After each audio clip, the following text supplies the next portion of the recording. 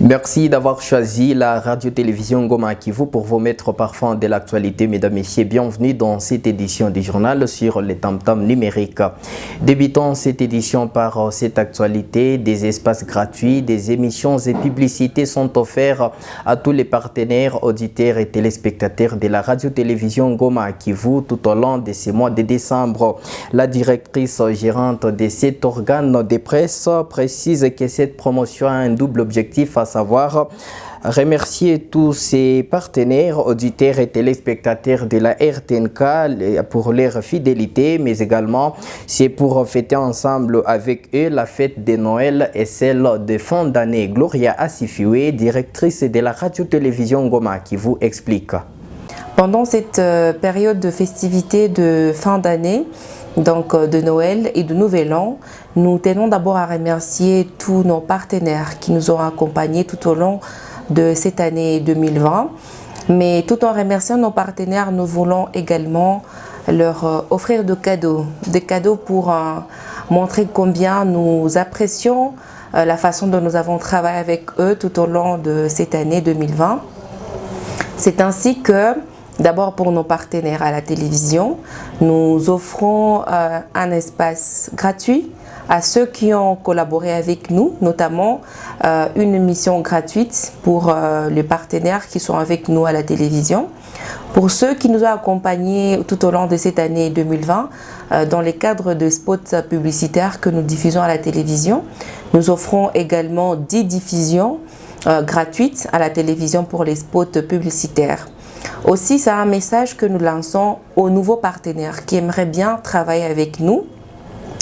Nous vous offrons l'espace gratuitement pour une émission à la télévision et 10 diffusions également pour les spots publicitaires, pour ceux-là qui aimeraient bien travailler avec les services de la radio-télévision Ngoma Kivu. Au-delà de ça, nous avons de partenaires à la radio. La même chose sera également fait à la radio. Donc nous offrons également dans les cadres de festivités de fin d'année, de Noël et de Nouvel An, 10 diffusions gratuites d'une émission de 30 minutes à la radio, mais également 10 diffusions gratuites pour les spots à la télévision. Retenez que la RTNK est un média communautaire qui émet 24 heures sur 24 à Bukavu sur la 88.5 MHz et sur 99.6 MHz depuis 2011. Ces installations sont situées à la place de l'Indépendance en face de la station IOC. Vous pouvez également suivre tous ces programmes en ligne sur les www.rtnk.org.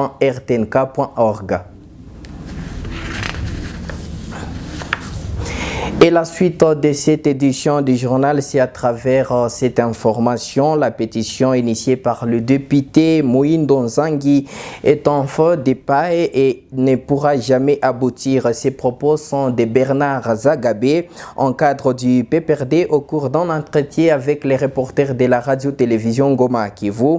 C'est 3 décembre 2020. Pour Bernard Zagabé, cette action ne pourra jamais réussir avec la composition de l'Assemblée nationale, mais surtout que tous les députés du FCC ont réitéré leur confiance à l'autorité morale et leur plateforme. Joseph Kabila Kabange.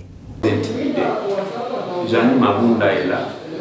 Même ceux qui ne voulaient plus d'elle seront obligés de la supporter jusqu'à la fin de son mandat. Nous pensons qu'il y a beaucoup de priorités à Goma. Et Moïndo Nzangi a très mal choisi le rôle à jouer. Et nous estimons qu'après tout ce que nous avons suivi comme acharnement des amis de l'UDPS, maintenant ils ont choisi de prendre un acteur au niveau de la MOUCA. C'est normal, ce sont des jeux politiques. Mais nous souhaitions encore une fois profiter de votre micro pour féliciter la constance et la détermination, l'engagement même des députés du FCC qui ont prouvé et qui sont caractérisés par la maturité politique. Ça fait des pailles et nous pensons que ça n'aura pas d'impact. Mabunda est là, il est soutenu par notre coalition, il est soutenu par notre notre base électorale, c'est-à-dire le représentant du peuple. Nous savons que les amis qui se sont fait consulter ont du mal à présenter les résultats des consultations. Qu'est-ce qu'il faudrait faire? Il fallait alors passer par menacer Mme Aounda. Ils ont tenté pour la première fois, ils ont échoué au niveau de la justice. Ils vont encore échouer, même au niveau de l'Assemblée nationale, où il fallait que cette pétition soit votée. Non seulement encore, ils ont du mal à atteindre ces signatures pour déposer ça, mais je vous rassure que même si ils avaient ces signatures, ils vont échouer. Et je pense que je suis déçu de constater que les députés ont oublié leur devoir. Maintenant que le Congo est en train de traverser les moments les plus durs. Le tribunal des grandes instances de la Gombe a tranché en faveur de Modeste Batilou Kwebo sur la paternité de l'AFDCA, un dossier qui départage deux leaders politiques, notamment Nene Nkoulou et Modeste Batilou Kwebo. Le verdict est tombé depuis le 26 novembre 2020. Reportage.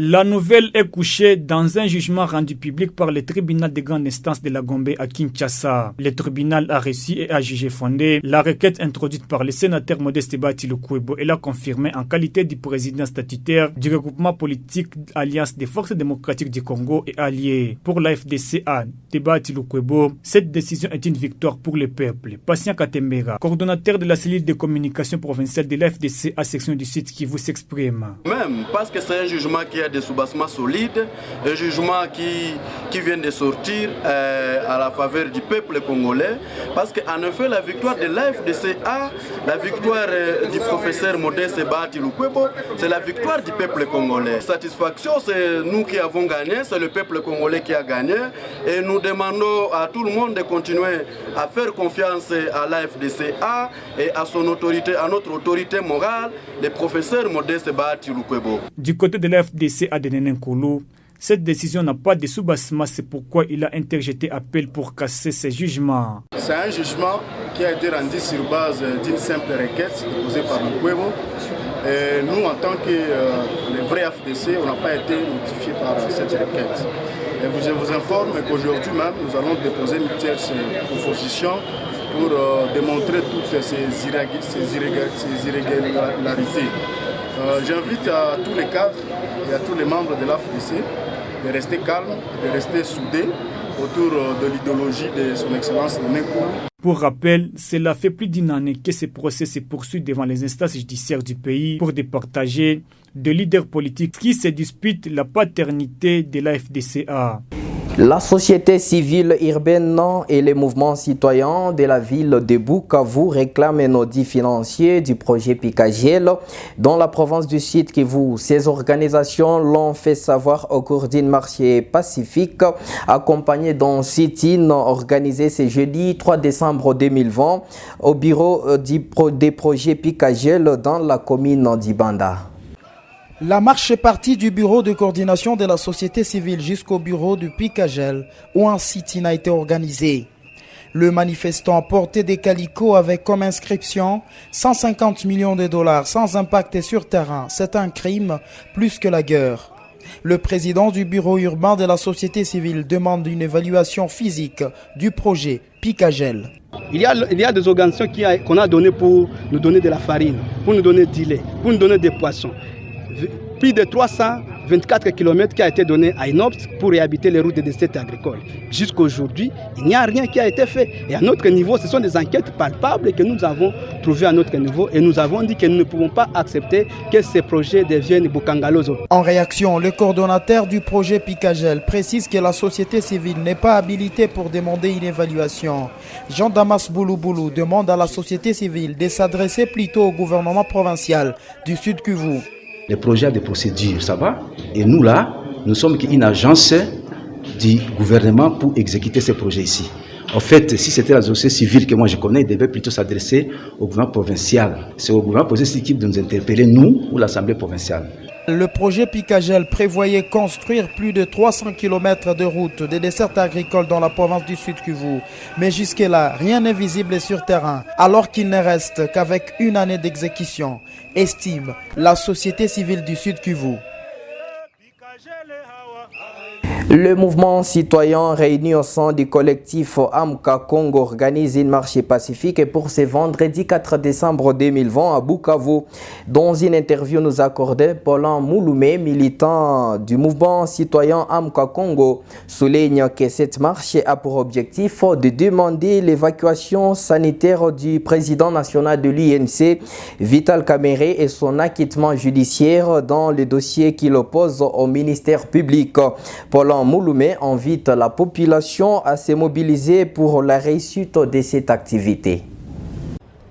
Oui, c'est le collectif de mouvements citoyens Amka Congo qui organise une manifestation demain pour revendiquer un peu l'acquittement de l'honorable Vital Kamerhe, mais aussi son évacuation pour des soins appropriés dans une structure sanitaire de son choix.